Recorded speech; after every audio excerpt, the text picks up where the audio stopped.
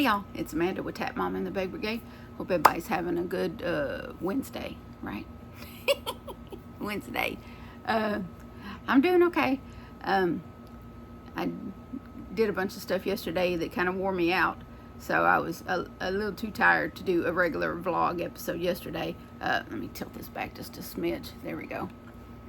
So that's why you didn't see a regular vlog episode from me yesterday. And of course, as you can see, things have been moved around a little bit. And I have a little addition. I found something that Eva gave me when I was in the hospital that somehow got overlooked and left in a bag. And it was on another chain, but it's a little pink cross. It's a birthstone cross necklace. It was on another chain, but that chain I couldn't. It was too small for me. So I just took the cross off that chain and put it on this chain so I could wear it together with the other thing that she gave me, which is my Phoenix. So I just wear them together on the same chain. So, and I wear this almost every day. If I leave the house, I wear it. Unless I'm doing housework or something and worried about it getting snagged on something, and then I'll take it off. But I basically wear it all the time. And then I got my little rainbow earrings that I bought from Joann's store the other day, last week or whenever I bought them. And then this shirt that was a gift many years ago. And before the weight loss, I couldn't. It was too tight. I couldn't wear it, and now it swallows me whole. Go figure. But as you can see, I'm busy bagging my yarn. But since there's other channels that do videos where they're bagging their yarn, I didn't figure there needed to be a third channel doing that on videos. But this room is very dusty. And I noticed that dust looked to be collecting on my yarn, and I don't like that. I mean, I wash everything I make before I give it away, so that's not a problem. Give it or sell it, I always wash the item before I send it on. But you don't want dusty yarn, and not to mention moths. Moths like yarn too. And when I was cleaning my cubbies and going through my yarn, I found a few dead moths. So I don't know if they just, if they only like wool or cotton or whatever, because I didn't find any holes in my yarn or anything like that, just a couple of dead moths. So I don't know. Maybe the acrylic got them. Don't know, because Lord knows I have a lot of acrylic, a lot of acrylic yarn, because that's the most affordable, right? Anyhow, but I did record before I moved the chair and everything. Y'all are on a tripod right now. My little table that I normally, I have a phone holder that sits right here, that anchors to my table that I usually use to put my phone on and record. I have the table to my left now instead of in front of me. So I just got my tripod and put the phone in that instead. So it's a floor tripod, and it's adjustable. It's height adjustable. And so I just decided to grab it and record like this. Now on my lives, when I get ready to do a live, now I'll move my table in front of me and do it with the table mounted phone holder like I've been doing, so that it looks more seamless. But this works fine for just regular vlog videos. But I did so I did that. But I'm gonna go ahead and pause here and insert the video of what's behind the chair. So I just filmed a little bit and give you a brief explanation of what is in the cubbies, and what I just bagged up what wasn't bagged up. And I didn't really go into great detail about what's in each bag or anything. I just kind of gave a brief explanation of what's what, and gave you just kind of a small tour, what's behind the chair. Because I know a lot of people might be curious about, what all yarn is in all the cubes, and are they all full? Most of them, yes. And this is not even all my yarn. So, like a lot of YouTubers, our cubes are not the only yarn we have. We have yarn in totes, you know. So yeah, this is not even all of it. But I bought some 2.5 gallon slider bags from Amazon, and if any of y'all are interested in, I think I got 4 boxes. Let's see here, what are they? They're storage slider jumbo, 2.5 gallon, 12 a box at 12, and I got 4 boxes of 12 for just under $20. So if any of y'all are interested in that, then let me know in the comments, and I will pin the link or put the link to the listing on Amazon in the description box, or if any of y'all are interested, I'll put it in the description box for you so that you can go to Amazon and get some for yourself, because I'm sure I'm not the only one that like to keep the dust off my yarn if you have it in box, you know, in just a display situation like this. You know, this just makes the yarn that I use on a regular basis. I switch it out depending on the season. Like when it goes back cold, I'll put the cotton up and bring back the heavier acrylic. So like when the weather warmed up and it was switching to summer, I switched and put all my cotton out. Excuse me. So that you know, I could have it easier accessible to things that I would be making in the summer. So when winter comes, I will put my cotton up and pull my heavier stuff out. So that's just how that works. It's not a color thing with me. It's just me wanting to have things that I'm going to be working with on a regular basis, depending on the season. Quick, more easily accessible to me instead of having to go and dig through totes. So, and I'm kind of excited for fall. I have some really nice fall yarn I'm looking forward to getting with. I got some Boogie Nights. I think that's the name of it. Some Line Brand Boogie Nights. It's sparkly yarn that I'm looking forward to playing with. It's 5-weight yarn. It's beautiful. Polyester. It's squishy, soft. And so I got some of that. I think it's discontinued now. But Joanne had it for like really cheap. And so I hopped on that like like my life depended on it, and got as much as I could afford at the time. So yeah. So I have some of that I plan on making a sweater out of. I got enough to make two sweaters, so probably one for me and one for a sale. So in a couple of different colors. So that should be fun.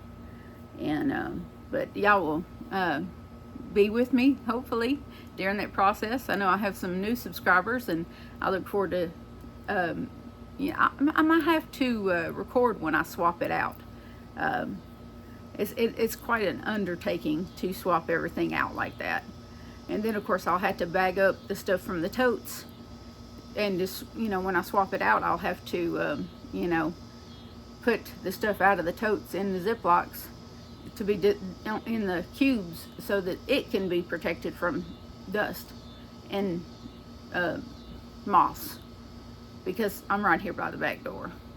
So it happens when I have to let my dog out. Things do get in. So because I don't have a doggy door, I just go over there and open the door, let him out, and I just, you know, push it to a little bit where he can just nose it back open and let himself back in.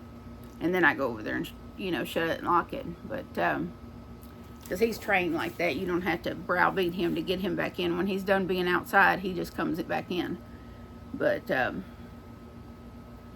anyway, so let me go ahead and pause here and insert that clip for y'all, and then I'll be back. Okay, y'all, so this is going to be just a peek behind the curtain, so to speak. This is behind the chair. I'm just going to kind of scan along here and try not to give anybody a headache. Give y'all a little bit of once over. I have bagged all this yarn. I did this yesterday. Oh, I didn't do a regular vlog episode yesterday because guess what? Your girl was tired. So, yeah.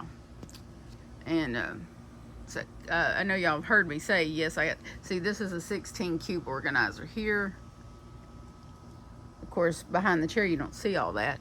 And then this one over here is a 16 cube organizer. And then I have my original 12 over here.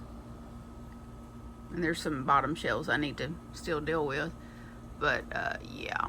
So, and then I got all my little babies up there cleaned up and dusted and rearranged.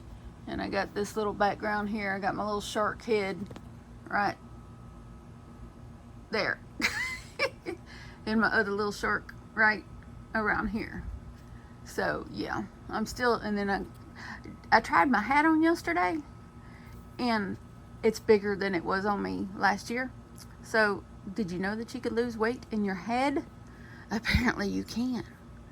So see, I got some Premier Basic down on that bottom shelf in plastic, and then I got some Red Heart ombre here, and Premier ombre, that little burgundy one there, and that's Premier Mosaic, Premier ombre, some loops and threads fleck yarn, some Hobby Lobby yarn, some other Little Knits yarn, I think, and then some Hobby Lobby yarn, lots and lots of Hobby Lobby yarn.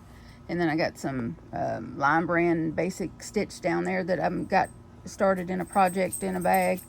And then there's some Crafters something from Michael's down there, a couple of packs and 6 packs of green color, some more Basic Stitch down here, the reflective, yeah, and then some Premier Basics Chunky, some cotton cakes, some sweet rolls, and then of course you got Big Twist ombre, and a couple of Hobby Lobby stripe yarns, and there's some Hobby Lobby variegated stuff there, a couple of basics, Premier Basics acrylic, and then the rest of that's Hobby Lobby, Hobby Lobby, Hobby Lobby, Hobby Lobby.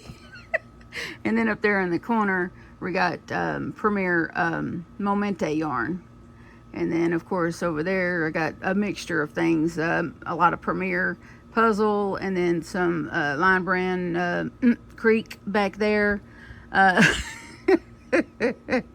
and some more Creek right there, and then some Line Brand Skein Tones, and the beautiful browns that I have planned to make a wearable out of, and a bunch of I Love This Cotton, lots and lots of I Love This Cotton, and then some beautiful hanks that I bought earlier this year, some more Premier Basics, some more Premier yarn down here, and then you got my Karen cakes here, cinnamon twist, cinnamon swirl, excuse me, cinnamon swirl cakes here, and then you got some cloud cakes here, a couple of cotton cakes here, some hanks here, a little bit of hank there, some latte cakes here, and then some Big Twist that I just bought the other day.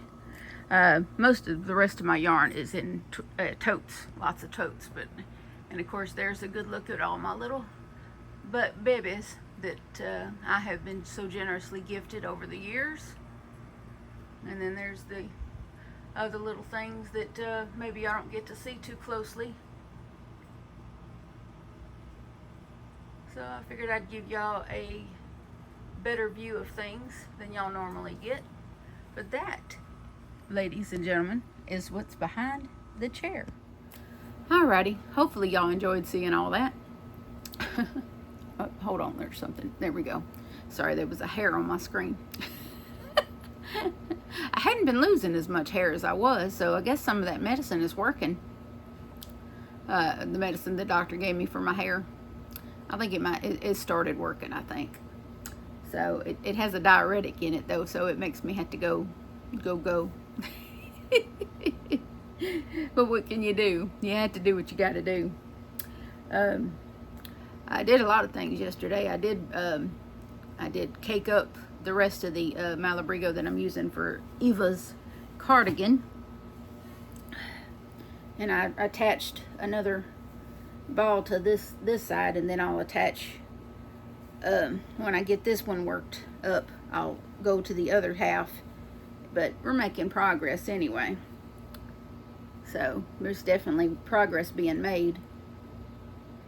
But we'll have to just wait and see where I'm at when I get this.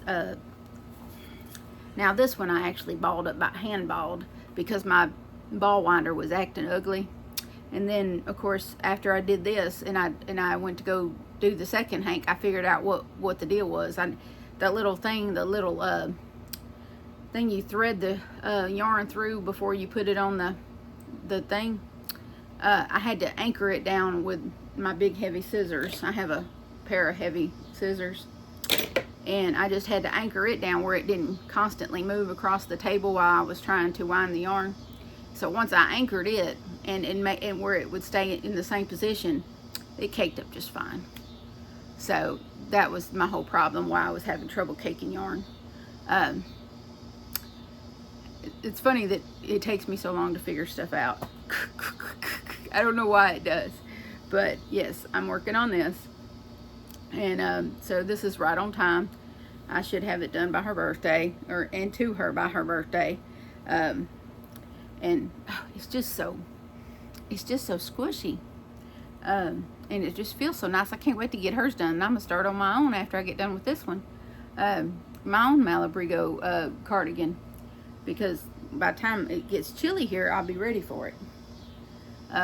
Yes, because when it's made out of something as nice as this yarn, it's gonna, you know, want to be one of those things that what do they call it, an heirloom piece. Yeah, I think so. I think this might be one of those heirloom pieces for her. And it definitely, when I make my own, it'll be something that my boys hold on to, you know. But and then I got a little, I don't know, not a lot of progress on Will's blanket. Not a lot. Like I said yesterday, I was just beat. I was just tired. So I've been bouncing between those two projects. And figuring out what I was doing with all this yarn. But let me work on Will's a little bit while I talk to y'all. And I'm using a 6mm Susan Bates hook with his. And this is not one of the vintage hooks. This is just the regular aluminum, the kind that you can get at Walmart for, I think, about $8 something a set. Yeah, I think right at $9 for a set of these at Walmart. So, which is really not bad. I think they go from 3 point something millimeter up to 6.5. So that's a pretty good set. These are really good, and it's very pointy. It's very pointy. But let me get this other one out and I'll show you the difference. You see how this is the vintage, this is the steel hook, the vintage one that was actually made in the USA, and it's a K hook. It's a 6.5mm K hook. Well, they have 10.5 on the back here, or K it says, and then let's see what this part says, and it says made USA, and it just repeats the same on the front. It doesn't actually call itself a Susan Bates, but the style of it is the inline Susan Bates. But if you look, it's not, it's sharp. The tip is not quite, it's pointy. You see how that is much more pointy than this? I don't know if it's because of all the use this one got, or they just weren't made as pointy as these are.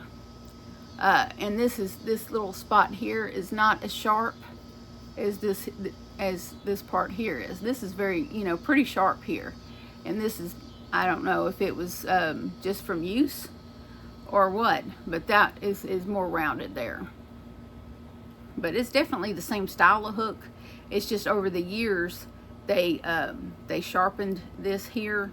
They thinned this out and sharpened it here, and then made this very much more pointy than this one. This is still pretty pointy, but it's not as pointy as this. So there's a definite difference in the weight, and there's a definite difference in the weight. This is much lighter than this. And this has got some weight to it, which I like. I don't feel like it's gonna fly out of my hands. because if y'all have noticed, I'm a fast crocheter. So I like to feel things that when I'm going, I like to feel it there, you know, that it's not just going to fly right out of my hand, you know, that it's substantial enough that it's going to stick with me, and, you know, that I can feel it as I'm going. And it's not so light that it's just going to shoot right across the room.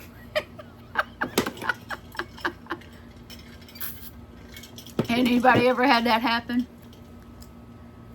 I haven't, but I can see it happening. I can see that happening to me. Because if it's going to happen to anybody, it's probably going to happen to me.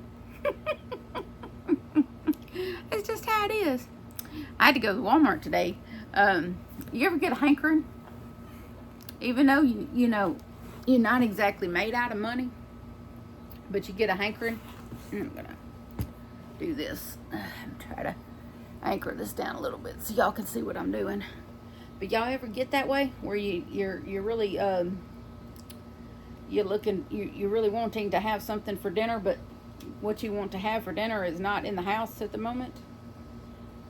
That's what happened to me today. I was like, you know, I really want tacos, but we didn't have the stuff for tacos, and we're all kind of burnt out on chicken. And so I told Johnny, I said, I'm going to go to Walmart. I had to go pick up a prescription for an inhaler anyway. I needed a new inhaler. And so Dr. Gibson called me in an inhaler. And so I went and got my inhaler and picked up stuff to make tacos.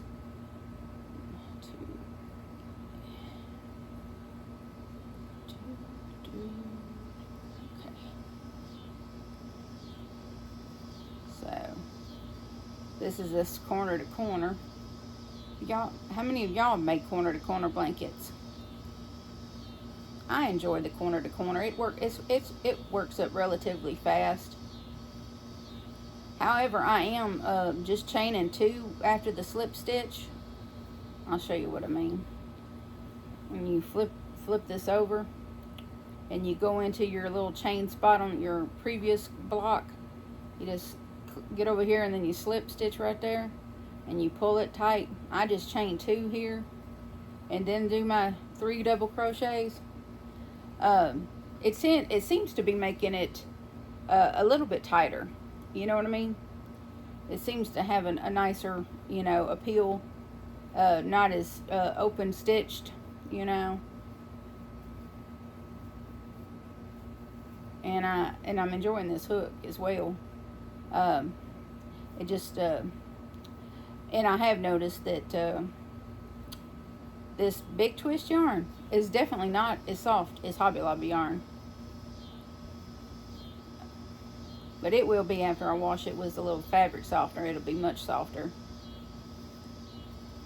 And this is the first skein I'm using for his blanket. I have 3 skeins of each color. I'm still on the fence on if I'm just going to do like if a whole skein and then switch to the next color, or if I'm going to, you know, just do partial. I don't know.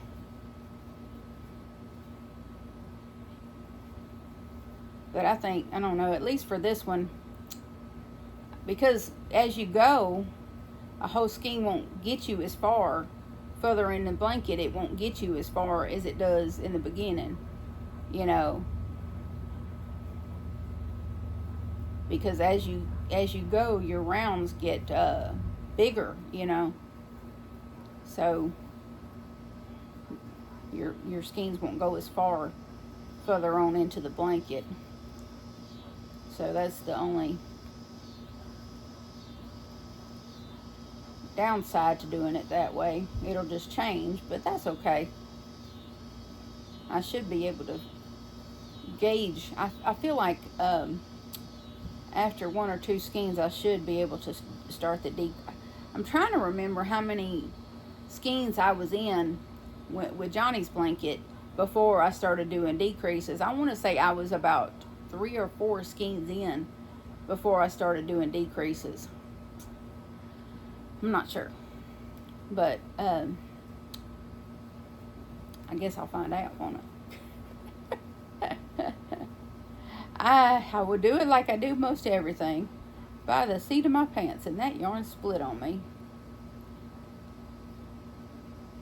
I don't know if that's my bad or the yarn's bad.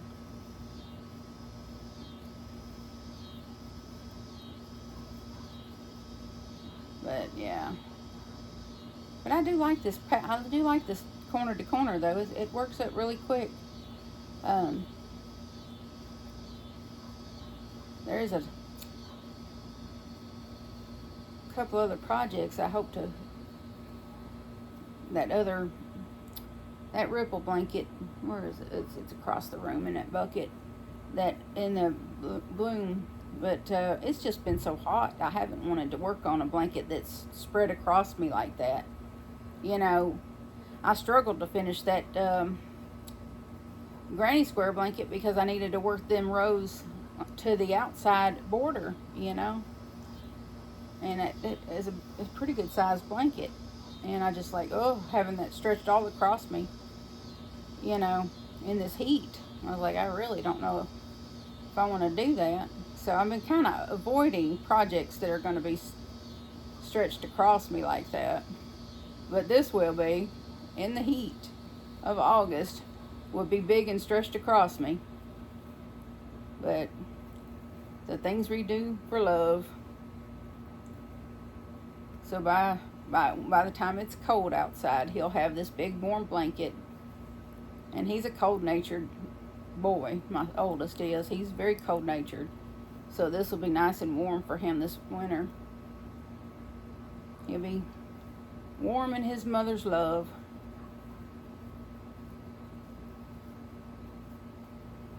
Just like Johnny is. Every time I go in there, he's all bundled up with his blanket. So I know this one will be loved like that.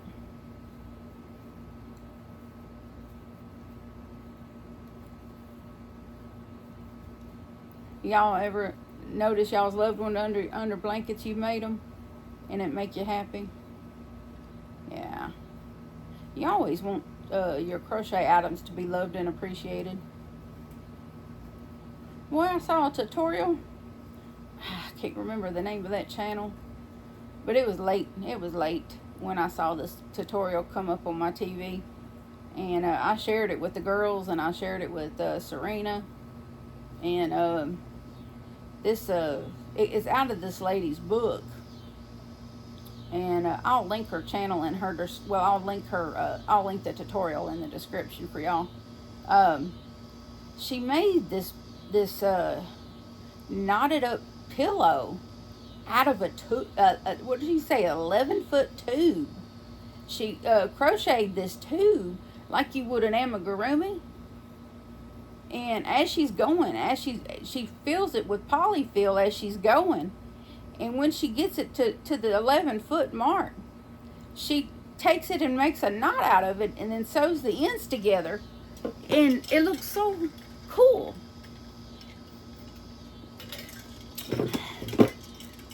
It looks so cool. And I was like, I'm really, I might make that. I don't know though. 11 feet? But she chained 24.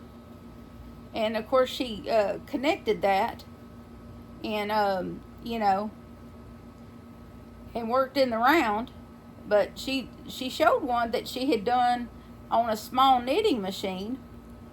And I was like, well, if she did that on a knitting machine, I wonder if I could do that with a 24 peg knitting loom.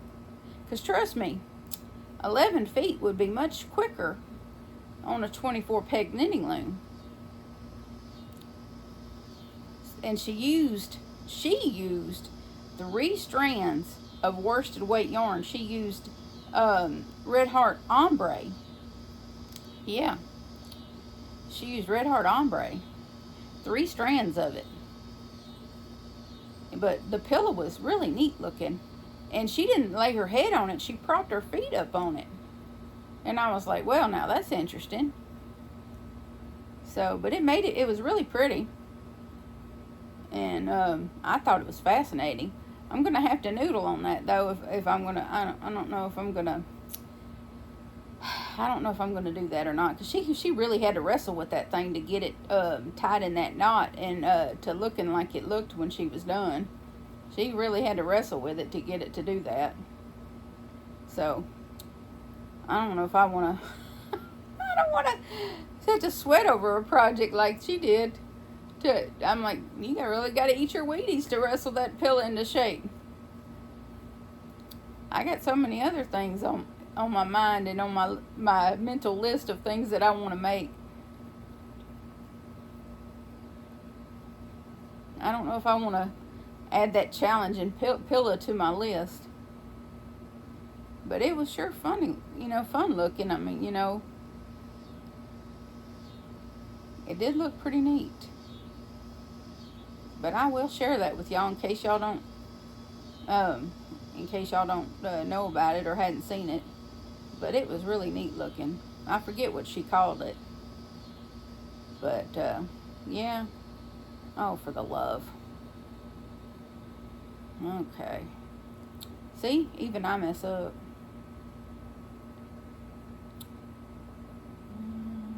Right there. Okay. But it's the only bad part about trying to chat and crochet is keeping track of what you're doing. And getting into the right chain. Oh, and then I messed it up anyway. Oh. Then I messed it up anyway.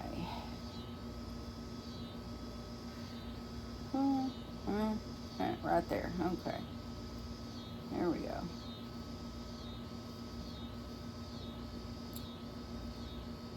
Is that where I went? Yep, that's where I went. Okay, then there. Okay. Sorry, y'all. I just had to figure out where my stitches were going. That's the only part that you really have to pay attention to is when you increase. You really have to make sure you're going into the right chain there. Then you just work the rest of your round there. I don't know why I hesitated for so long to learn this particular pattern and make these blankets.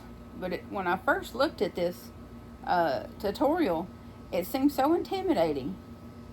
And then I think it was Bernadine over at How the Hook Turns. I was watching her when she had made a corner to corner, and I was like, she makes that look really easy. And it went really fast for her.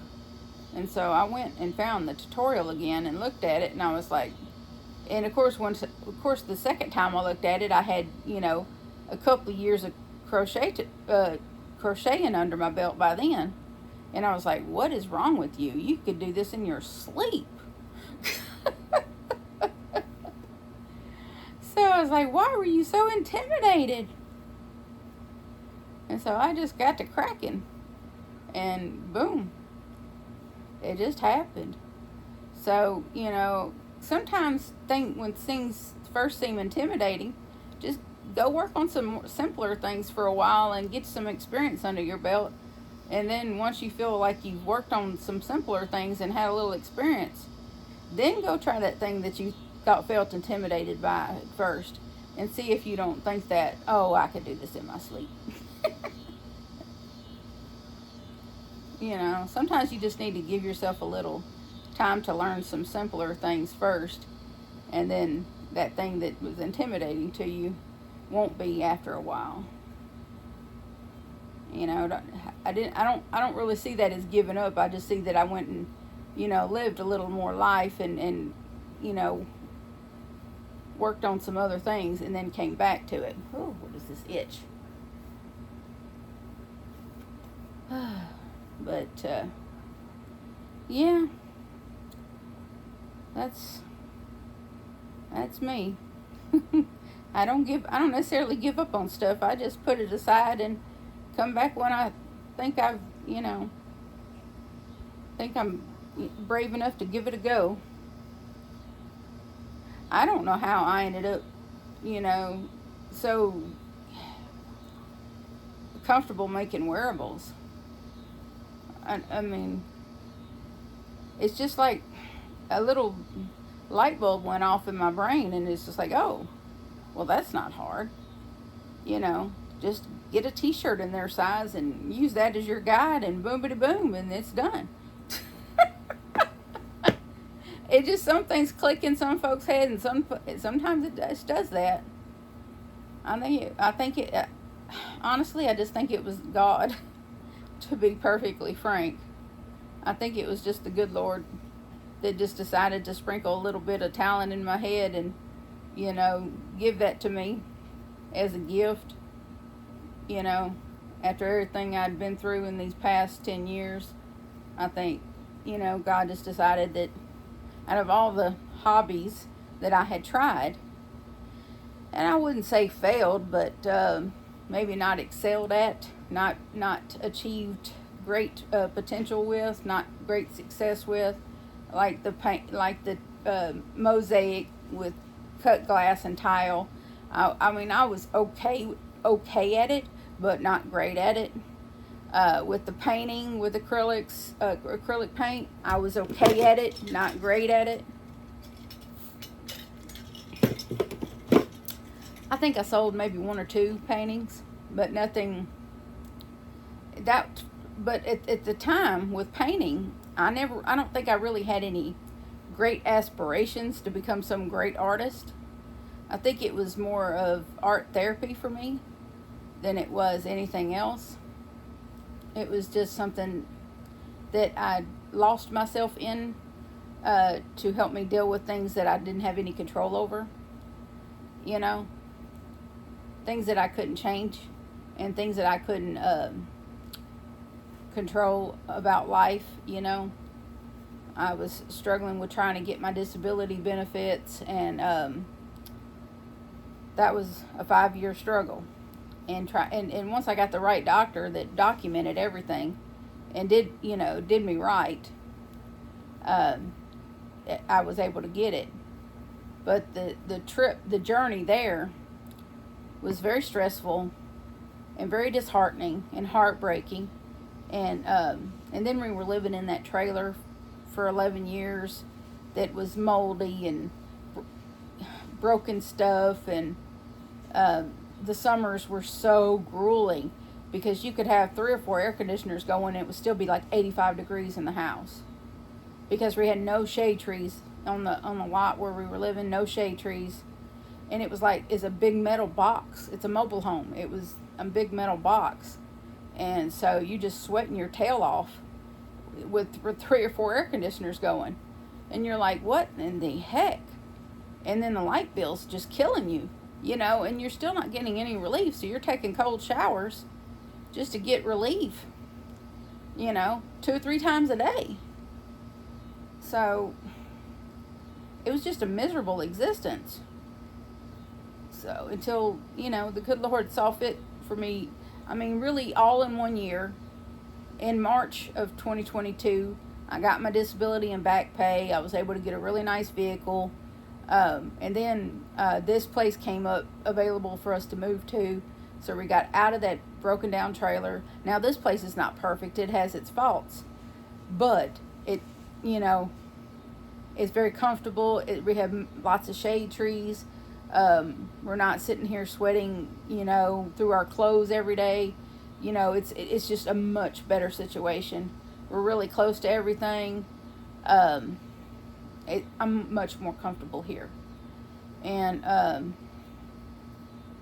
course, it couldn't have come at a better time because the property that the trailer was at had been sold. And the landlord hadn't even bothered to tell us that the property had been sold and that we had less than a year to get out. She hadn't even told us. One of the neighbors had told us that. But we had already been, talks to the landlord here about renting this place.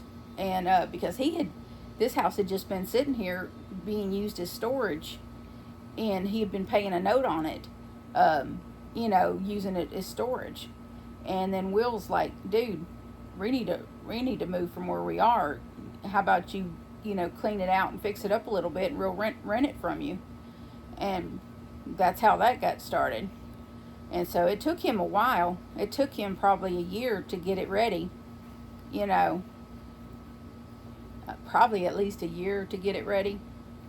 And but once it was, I was like, and we just moved a little at a time until, you know, until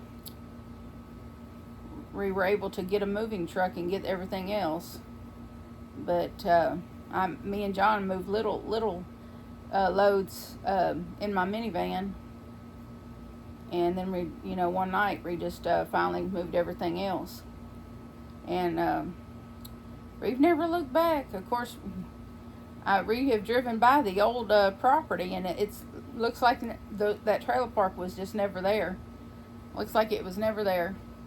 You know, it was like 11 years of our life spent in that place, and now it looks like it was never there. It's really weird. Really weird. But, seriously. Sorry, my stitch marker just went in this box. This little plastic box I use as a yarn holder. But, I don't know. I'm just, I'm very happy with how my life is now. Pretty happy with it. You know, nothing that I would drastically change, I don't think. I don't know that I would have had the bravery to do the weight loss surgery had we not moved and gotten to a more comfortable place. Lots of things just kind of happened when they were meant to happen, you know. The disability coming through, and then Medicare coming through, and just lots of things came through. And it's all God, you know. It's all God, because I guess he just decided I had suffered enough, and then and he set forth a chain of events that that led me here to losing a bunch of weight and being much healthier, and being better off, you know, physically and health wise, and housing wise as well. So I just got to get Will all ironed out, and everything else will be fine. He's well on his way, though. He's gonna be fine. He's loving the new job still, so that's a step in the right direction. But I thank all of y'all for watching. I appreciate each and every one of you. Please remember that I love you, and so does Jesus. And please adopt, don't shop. Your best friend could be waiting for you at the shelter or the rescue. And I will see y'all in the next one. Bye now.